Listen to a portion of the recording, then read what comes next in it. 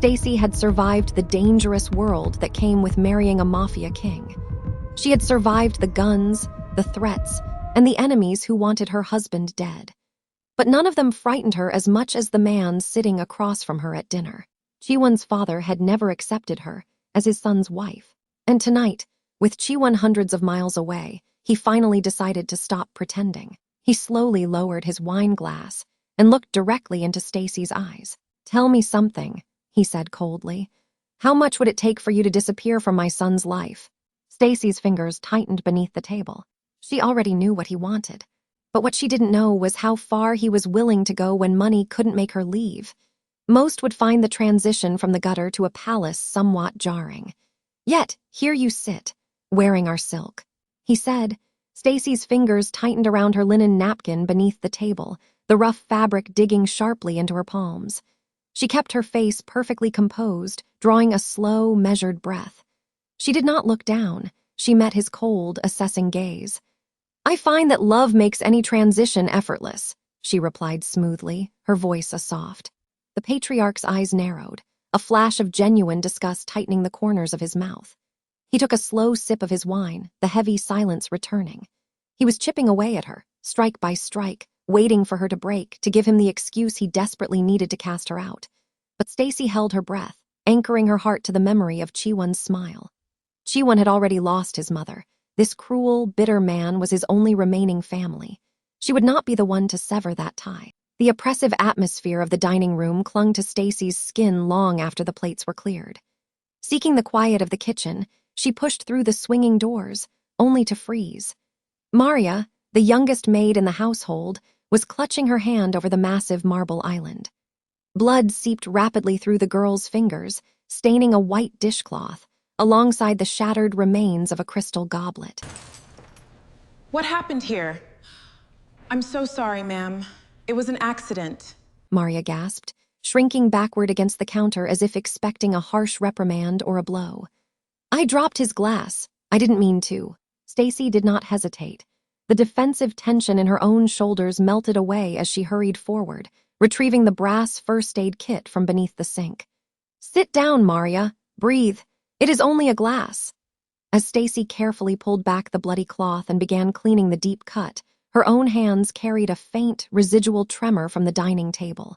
Maria noticed it.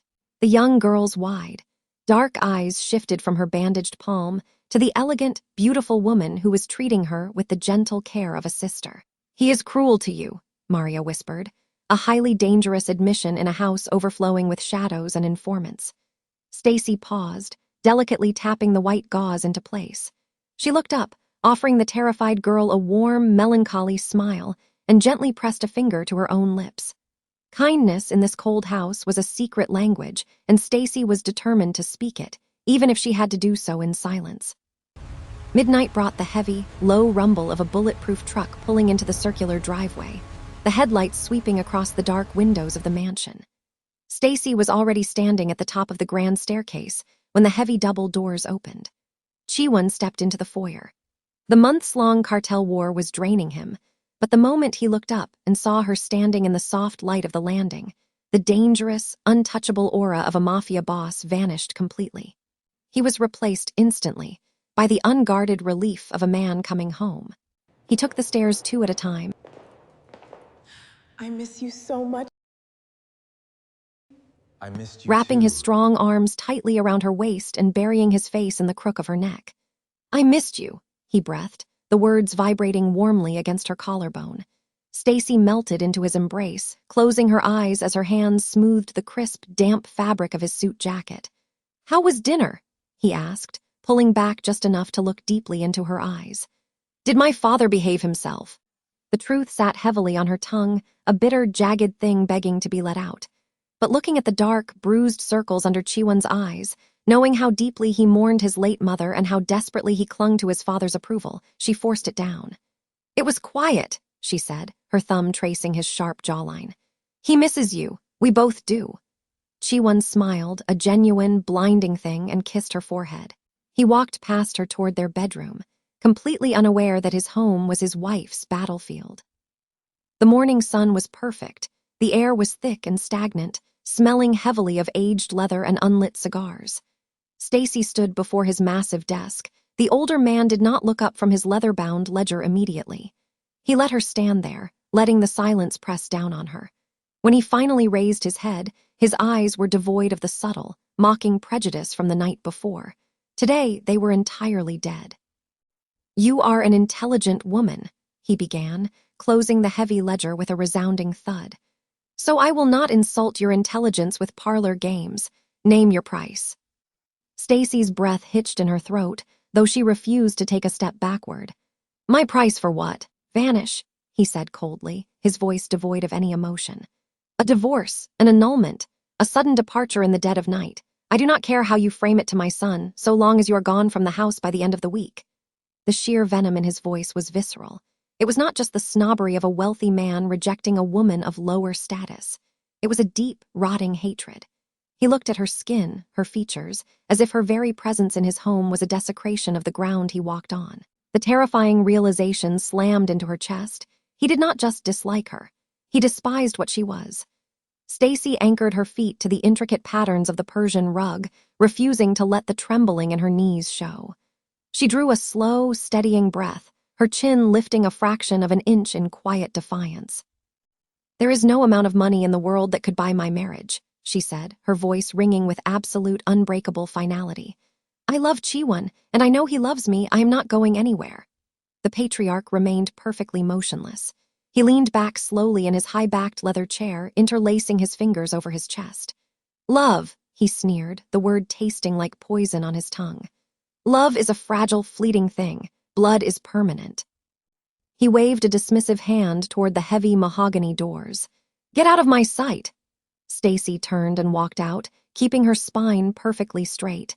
But as the heavy doors clicked firmly shut behind her, a terrible chill washed over her arms. The war had just stopped being a cold one. Across the city, the air in the underground shipping warehouse was suffocatingly hot and smelled of diesel fuel.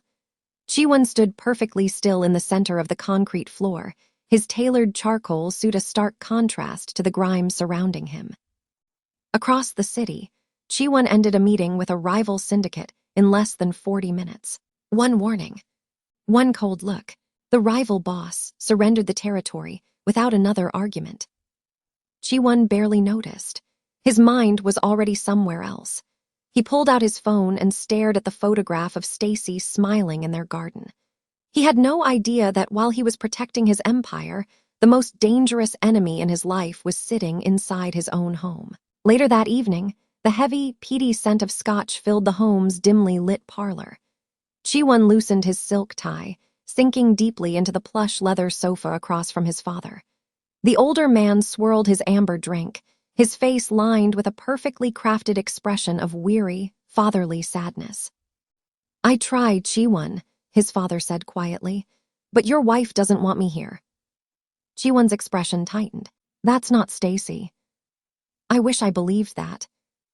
The old man's voice cracked, just enough to sound wounded. "Whenever you're gone, she barely speaks to me. Perhaps she regrets marrying into this family." Chiwon stared at him. Something about the accusation felt wrong, but his father had raised him. His father had been the one person who remained after his mother's death. "I will speak to her," Chiwon said softly, rubbing his temples to stave off a headache. "She might just be intimidated by our world. Give it time, Papa."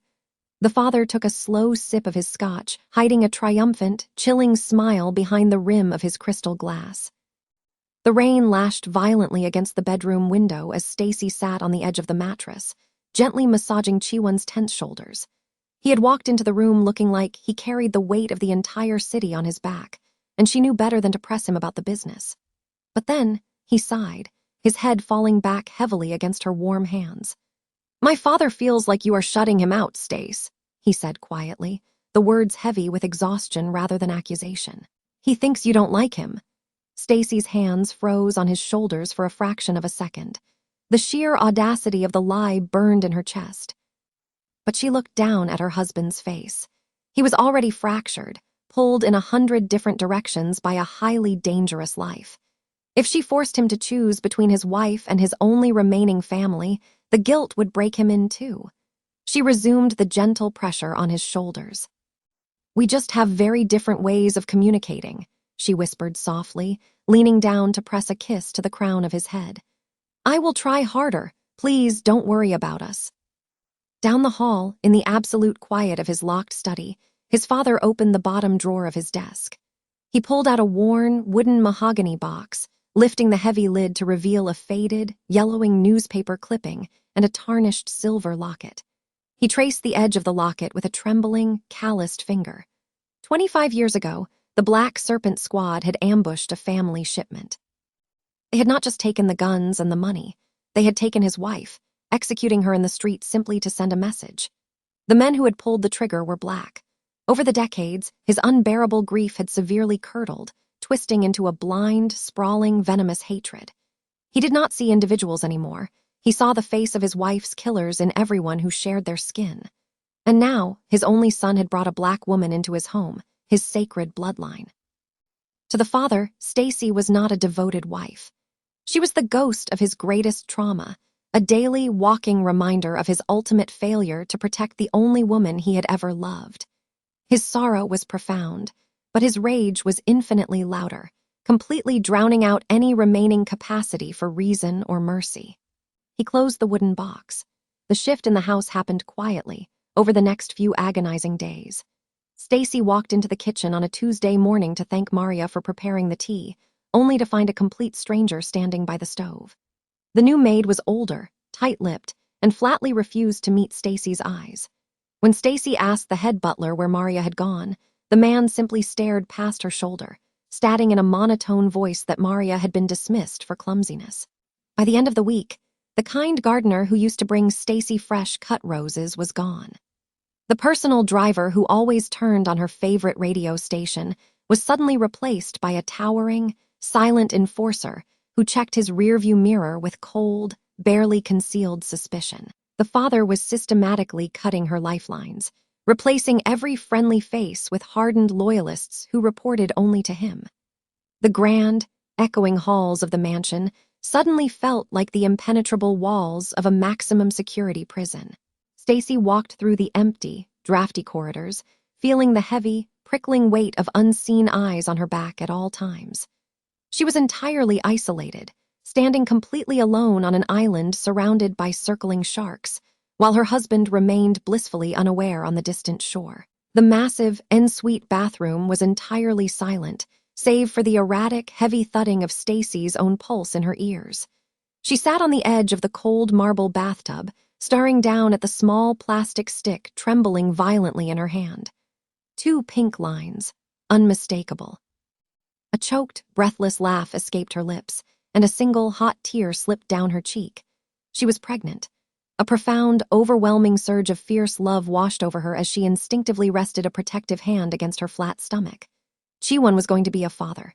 He would be absolutely ecstatic. But just as quickly as the joy bloomed in her chest, it withered violently under a sudden, freezing wave of sheer terror. She looked up at the locked bathroom door, her breath catching. If the patriarch found out she was carrying his son's child, anchoring her to this family forever, tying her blood to his, what would he do? She could not tell Chiwon even up till now. Not while he was distracted by the escalating cartel war. She needed a plan. Here's the question, my viewers. What will you have done if you were Stacy? Until then, she had to guard this tiny, fragile secret with her life.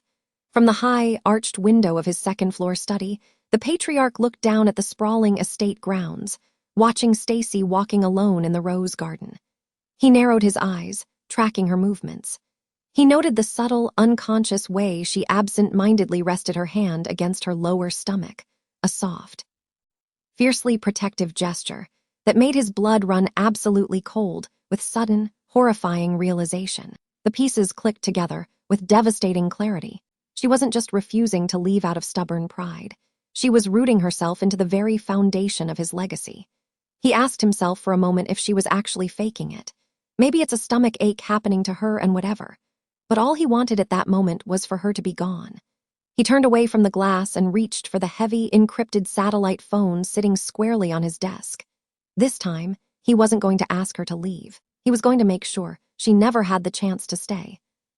The heavy crystal decanter clinked softly against the rim of the glass. The patriarch's hands did not shake as he set the bottle down.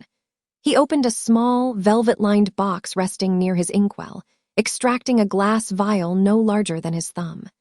The white powder inside was completely odorless, tasteless, and entirely lethal. As he tipped the contents into the freshly poured fruit juice, watching it dissolve into absolute nothingness, his chest felt lighter than it had in months. He told himself with a chilling calmness that this was not murder, it was an excision. An infection had breached his family's sacred bloodline, a daily reminder of the very people who had slaughtered his wife. He was simply the surgeon cutting the rot away. He stirred the drink, his reflection in the glass warping into something unrecognizable. Who would be the one to deliver the final blow? The silver tray felt abnormally heavy in Mrs. Mayon's weathered hands as she carried the glass of juice into the sunroom. Stacy sat quietly on the edge of the velvet chaise, staring blankly out at the sprawling, manicured gardens, the dark circles beneath her eyes speaking to weeks of relentless, quiet torment. As the elderly housekeeper approached, Stacy offered a weary, deeply grateful smile, reaching her hand out for the cold crystal. Mrs. Mayon's heart hammered violently against her ribs, her lifelong loyalty to her dangerous employer warring with her basic humanity. Just as Stacy's fingertips brushed the condensation on the glass, Mrs. Mayon's hand clamped down hard over the young woman's wrist. The older woman leaned in, her eyes wide with terror, her voice barely a breath against the quiet hum of the room. "Don't drink it." Stacy froze, her hand hovering in the air as her eyes snapped up to meet the housekeeper's panicked gaze. The warm, sunlit air in the room suddenly turned to ice. What else in this house had been poisoned? The heavy bedroom door clicked shut, but the brass lock felt like a pathetic, paper-thin defense against the overwhelming horror flooding Stacy's veins. She collapsed against the mahogany panels, sliding slowly down until she hit the cold hardwood floor. Her entire body shook as she pressed both hands firmly against her lower abdomen. For months, she had absorbed the quiet insults, the terrible isolation, and the unyielding hatred. But a poisoned glass of juice wasn't an insult. It was an execution. She closed her eyes, a heavy, jagged sob tearing painfully from her throat as the horrifying reality settled over her. She could no longer play the silent martyr because the price was no longer just her own life. It was their unborn child. The terrifying question loomed in the suffocating silence of the room.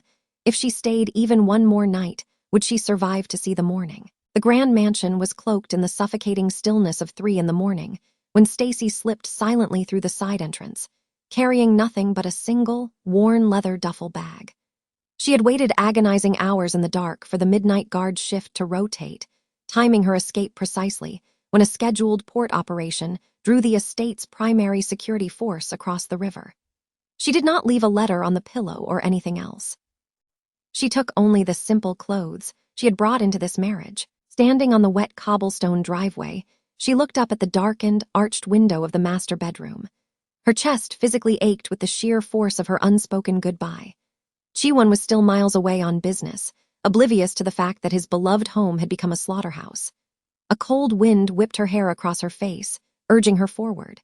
She forced herself to turn away, stepping out of the towering iron gates and melting completely into the thick, freezing fog. By the time the sun rose, she would be a ghost. The heavy front doors swung open just after noon, Chiwon stepping into the grand entrance with a rare, genuine exhaustion softening his sharp features. He called Stacy's name, loosening his silk tie, fully anticipating the soft, familiar rustle of her footsteps descending the grand staircase to greet him. Only a hollow, ringing silence answered his call. The warmth instantly drained from his face. He took the stairs, checking the bedroom, the massive ensuite bathroom, the sunroom, all impeccably clean, all entirely empty with no Stacy in any. Panic, cold and sharp as a blade, clawed at his throat as he rushed back down to the parlor. His father sat calmly by the roaring fireplace, methodically turning the page of a leather-bound book and sipping a black espresso. "Where is she?" Chiwon demanded, his voice tight with an unfamiliar, rising fear. The older man did not look up, his expression a mask of perfect, untroubled indifference. "I haven't seen her. Perhaps the girl finally realized she simply doesn't belong here. Could she really have just walked away without a word?" The dimly lit underground office hummed with a terrifying, kinetic energy as Chiwon stood at the head of the long steel table. The polished, loving facade of the husband was completely gone. In his place stood the ruthless, terrifying head of the city's most feared syndicate. Half a dozen hardened lieutenants watched him in tense, unblinking silence. He slammed his heavy fist onto the metal surface, the sheer force making the glass ashtrays jump. "I want every traffic camera checked, every train station, every bus terminal, every flight manifest," Chiwon ordered, his voice vibrating that left no room for hesitation. "You empty the streets. You turn over every single stone in this city until you find my wife." For 3 agonizing weeks, the vast, hidden network of the Mafia activated, shifting its immense power to a desperate manhunt. Chiwon stopped sleeping. His physical exhaustion mutated into an unbearable, hollow grief. He was a king without his queen, and his empire meant absolutely nothing. He stopped eating properly. His men became terrified of the man they served because every failed lead made him colder. Then a single breadcrumb dropped. A low-resolution ATM camera on the far edge of the city caught a fleeting, 5-second clip. A beautiful woman in a white bakery uniform, withdrawing $20 in loose cash. 6 weeks later, Stacy was living in a tiny apartment above a neighborhood bakery. The mansion had been replaced by peeling walls, a second-hand mattress, and 12-hour shifts. But every night, before she slept, she placed one hand over her stomach. She had lost the luxury, husband and her old life. But she had survived, and for the first time, survival belonged entirely to her. She was surviving entirely on her own terms. But how long until her physical limits finally betrayed her?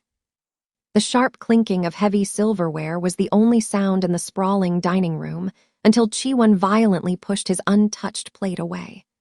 Across the long table, his father meticulously cut a piece of roasted pheasant, chewing with infuriating slowness. "You are tearing the entire city apart for a ghost," the patriarch said smoothly, finally dabbing his mouth with a linen napkin. "She took her opportunity and she left, Chiwon. Women from her particular walk of life are opportunistic. When the glamour fades, they run. She abandoned you." Chiwon's jaw clenched so tightly a muscle feathered violently in his cheek. His instincts, sharpened by a lifetime of surviving constant betrayal in the underworld, screamed that the old man was lying. Stacy's love had been absolute, an unwavering, beautiful anchor in his chaotic, bloody world. She wouldn't just vanish into the cold night because she was bored of the luxury. Someone had chased her away. The estate kitchen was suffocatingly hot as Chiwon cornered the remaining staff, his dark, bloodshot eyes pinning them to the tiled wall. He had dismissed his armed guards, leaving only himself and the trembling servants who had been present the day Stacy disappeared. "Someone in this house knows exactly why my wife walked out that door," he said, his voice dropping to a terrifying, deadly whisper. For a long, agonizing moment, nobody dared to breathe. Then Mrs. Mahan stepped forward, her knees shaking so violently she had to grip the heavy marble island to stay upright. Hot tears spilled freely down her wrinkled cheeks as she looked up at the towering Mafia boss. "It was the juice, sir," she choked out, her voice breaking under the weight of the confession. "Your father. He put a vial of white powder in her drink. I stopped her. I told her not to drink it." The words struck Chiwon with the brutal force of a physical blow, ripping all the air from his lungs in a single second. The solid foundation of his entire existence cracked down the middle. His own father had tried to murder his wife. The rusted hinges of the bakery's back door shrieked like a dying animal as it was thrust open, the cold evening wind rushing violently into the humid kitchen. Stacy gasped, dropping a metal tray of unbaked rolls, her hands flying instinctively to her chest. Chiwon stood in the doorway, his broad shoulders filling the frame, his chest heaving as if he had sprinted the entire distance across the city. His dark eyes locked onto hers, burning with a frantic, agonizing mix of profound relief and utter, shattering devastation. He crossed the small room in 2 massive strides, dropping hard to his knees on the flour-dusted floor. He wrapped his strong arms tightly around her waist, burying his face fiercely against her stomach as his massive shoulders shook. "I'm sorry for all of this. If only I had always been around," his voice cracking into a million pieces, a terrifying man completely broken by love. Stacy's hands hovered in the air for a second, then slowly sank into his damp hair, her own tears finally spilling over. "You didn't do anything wrong," she whispered, her voice trembling violently. "I had to protect your fatherly love." But how could she protect a man whose heart was already shattered beyond repair? Jiwon pulled back slowly, his hands gripping her hips tightly, his dark eyes searching her tired, beautiful face for answers he was terrified to hear. "Protect me?" he asked, the devastation in his voice hardening into a jagged, desperate confusion. "My father tried to kill you, Stacy. He tried to poison my wife in our own home. Why didn't you come to me? Why did you think you had to carry that alone?" Stacy stepped back, wrapping her arms defensively around herself, the invisible walls she had built finally collapsing. "Because he is all you have left," she replied, her raw voice echoing off the tiled walls of the bakery. "He lost his wife to violence. He raised you alone. If I told you what he was doing to me, it would completely destroy your last living tie to your family." She pressed a trembling hand over her mouth, a heavy, agonizing sob tearing through her chest as she let the final truth fall. "And I couldn't risk the baby. I couldn't let him take our child." Jiwon froze entirely. He stared at her hand, resting fiercely, protectively over her stomach, the realization slamming into his soul. He hadn't just failed to protect his wife. He had failed a child he didn't even know existed. His dark eyes filled with blinding, hot tears as he slowly rose to his feet, stepping closer to gently, reverently cover her hand with his own. "I make the calls," he whispered, his voice shaking with a fierce, unprecedented vow that would change the course of their lives forever. "Let me decide." The doors of the patriarch's study did not slam. They opened with a slow, deadly quiet that signaled the arrival of a true king. Jiwon stepped into the dimly lit room, his face stripped of all familial warmth. His father sat behind the desk, swirling a glass of scotch, pausing as the chilling temperature of the room plummeted. There was no raised voice, no drawn weapon. Instead, Jiwon looked at the old man with a profound, terrifying disappointment. "You used my love for you as a weapon against my wife," Jiwon said, his voice entirely devoid of the respect he had carried for over 30 years. The patriarch set his glass down, his jaw tight with defensive pride. "She did not belong here," he stated, refusing to yield. Jiwon stepped closer, the shadows of the room clinging to his broad shoulders. "She is carrying my child," he delivered the words. The older man froze entirely. The color drained completely from his weathered face, his gaze dropping to the polished wood of his desk as the air left his lungs. "I didn't know she was pregnant." "I thought it might be acting." He breathed, the venom in his voice instantly replaced by a hollow, sickening horror. But ignorance could not erase an attempted murder. Long after Jiwon's footsteps faded down the hall, the patriarch remained paralyzed in his leather chair. The silence of the mansion pressed against his eardrums, louder than any gunshot. He looked at the family crest engraved on his ring, a symbol of protection and legacy. He had nearly poisoned his own grandchild. The blinding rage that had fueled him for decades suddenly felt incredibly fragile, giving way to a creeping, nauseating wave of absolute regret. By dawn, a convoy of black jeep idled on the cobblestone driveway. Jiwon guided Stacy into the backseat of the lead vehicle, his hand resting fiercely on the small of her back. But before they departed, Jiwon ensured the loyalties that truly mattered were permanently rewarded. He had arranged for Maria, the dismissed young maid, to receive a heavily funded account and immediate, safe passage out of the city. And Mrs. Mayon, the brave woman who had risked everything to save his unborn child, was seated in the jeep right behind them, securing a permanent, protected place in their new household. He did not look up at the second-story window where his father stood watching. For a man whose entire empire was built on the unbreakable bonds of loyalty and blood, walking away was the loudest, most devastating sentence he could pass. He closed the car door, sealing his wife safely inside. The new coastal estate was flooded with natural light, smelling of sea salt and fresh pine, but the psychological damage of the mansion lingered heavily. For weeks, Jiwon suffered crippling insomnia. He lay awake, terrified to reach out in the dark for fear his mere touch might shatter her. Stacy, too, carried the ghosts of her isolation. She flinched when doors closed too loudly and meticulously checked every meal Mrs. Mayon prepared before she dared take a bite. Healing was going to be a long, quiet battle of earning back the safety that was stolen from them. 3 months later, the fragile tranquility shattered on a Tuesday evening when the sharp, deafening crack of automatic gunfire echoed from the front gates. A splinter faction of a rival syndicate, sensing the fractured leadership between Chi-won and his estranged father, had boldly decided to test the new estate's defenses. As the estate's alarms wailed, Stacy did not panic. Standing in the center of the reinforced panic room, heavily pregnant, she calmly keyed the internal comms. Her voice was steady, completely devoid of hysterics, as she directed the terrified kitchen staff to the basement bunkers. She was no longer a victim fleeing in the night. She was a queen defending her fortress. When the smoke finally cleared and the rivals were subdued, Chi-won's senior lieutenants gathered in the shattered lobby. They watched in silent awe as Stacy emerged, offering a warm towel to a bleeding guard. In a world that worshipped ruthless strength, her profound, unshakable composure under fire spoke volumes. The men exchanged quiet, reverent glances, bowing their heads deeply as she passed. She hadn't just survived their dangerous world, she had commanded it. Miles away, a heavy, wax-sealed envelope lay unopened on Chi-won's pristine new desk. It was the third one this month, each containing a desperate, rambling apology from a father who had realized his fatal mistake too late. Chi-won stared at the familiar handwriting, a deep, painful ache throbbing in his chest. But he did not reach for the letter. He picked it up with a pair of silver tongs and dropped it into the roaring fireplace, watching the apologies turn to gray ash.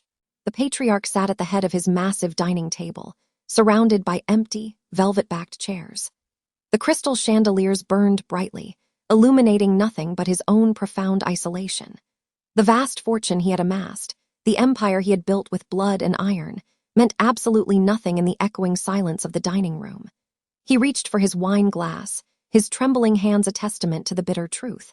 A man without a family was merely a prisoner in a very expensive cage.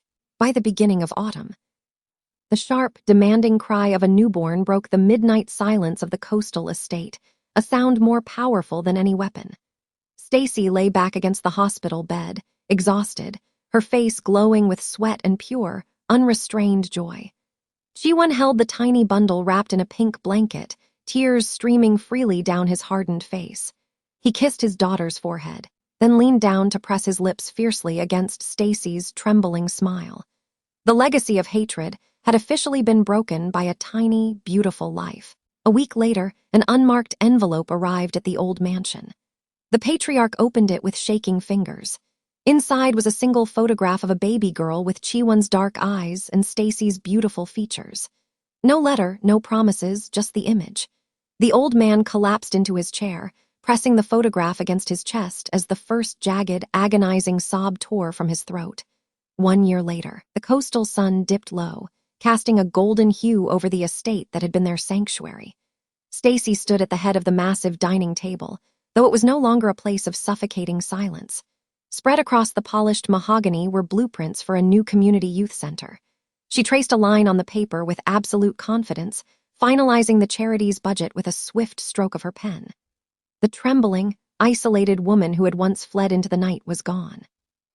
In her place stood the undisputed matriarch of the family, wielding her influence with a quiet, unshakable grace. A soft patter of footsteps broke her concentration. Their little girl, now walking with unsteady but determined speed, hurried into the room clutching a colorful picture book. She tugged at the hem of Stacy's linen dress, her dark, inquisitive eyes staring up.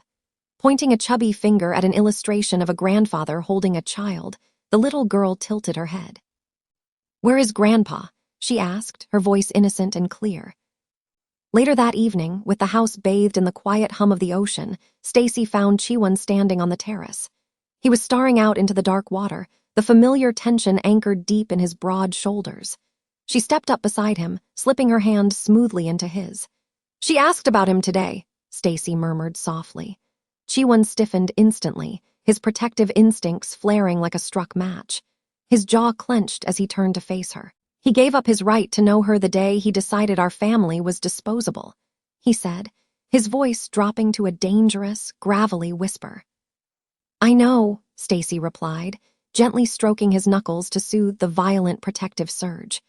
"But a child deserves to know her blood, Chi-won, and a man deserves the chance to be better than his absolute worst moment. Bring him here, but not into our lives."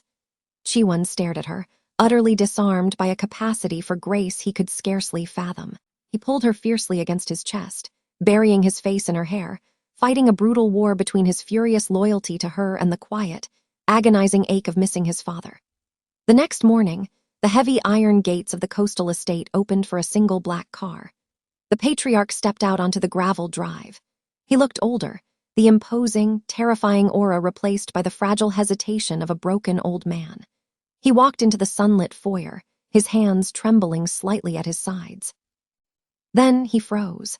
Standing by the velvet sofa was a little girl with Chiwon's dark, commanding eyes and Stacy's beautiful features. The child stared back, curious and entirely unafraid. A single, jagged sob tore through the old man's chest as he dropped heavily to his knees, burying his face in his hands as the weight of what he had almost destroyed finally broke him. Stacy watched from the doorway, her expression guarded but calm. The patriarch slowly lifted his head and looked at her. "I was blinded by grief and I turned my pain into poison," he choked out, the tears flowing freely down his weathered face. "I blamed you for the sins of men you never knew. There is no excuse for what I did to you. I am deeply, profoundly sorry." Stacy held his gaze, her posture straight and unbroken. "Forgive you, but forgiveness is for today. Trust is something you will have to build for tomorrow. My daughter's safety will always come first," she said, her voice steady and clear, ringing with undeniable authority. "But forgiveness is for today. Trust is something you will have to build for tomorrow. My daughter's safety will always come first." The old man nodded frantically, accepting the boundary with profound gratitude. He didn't just make promises. Over the next few months, he proved them. Chiwon, the ruthless Mafia, spent afternoons sitting awkwardly on the plush living room rug, building wooden block towers, and letting a toddler place plastic crowns on his head. He spoke softly. He listened. Slowly, the innocent laughter of the little girl began to melt the thick, icy walls that had divided the family for over a year. The ultimate test of this fragile peace arrived during a tense, high-stakes gathering of the city's syndicate leaders. The air in the smoke-filled ballroom was thick with ego and danger. An aging boss from a neighboring territory leaned across the table, casting a dismissive, sneering glance at Stacy. "It is strange," the rival muttered, his tone dripping with racial disdain. "Seeing a woman of her specific pedigree sitting among us. Have our standards dropped so low?" Before Chiwon could even reach for the weapon at his hip, his father stood up. The movement was so sudden, so violently explosive, that the entire room fell dead silent. The patriarch's eyes burned with a terrifying, lethal fire as he leaned over the table, staring the rival boss down. "You are speaking about my daughter," he snarled, his voice a deafening roar that shook the crystal glasses. "If you ever disrespect the matriarch of this family again, I will personally ensure your bloodline ends." The rival paled, sinking back into his chair as the raw, protective fury of the old man filled the room. Stacy looked at her father-in-law. Hours later, the family gathered peacefully on the terrace under a canvas of starlight. The grandfather sat in the corner, softly reading a storybook to the sleeping child in his arms. Chiwon stood by the railing, pulling Stacy flush against his chest. He kissed the crown of her head, his heart finally whole. "You didn't just save my peace, Stacy," he whispered, his voice thick with overwhelming emotion. "You saved my entire family." The dark legacy of inherited hatred had finally been laid to rest, buried forever beneath the quiet, unbreakable strength of a woman's love. Stay tuned, and see you all in the next one.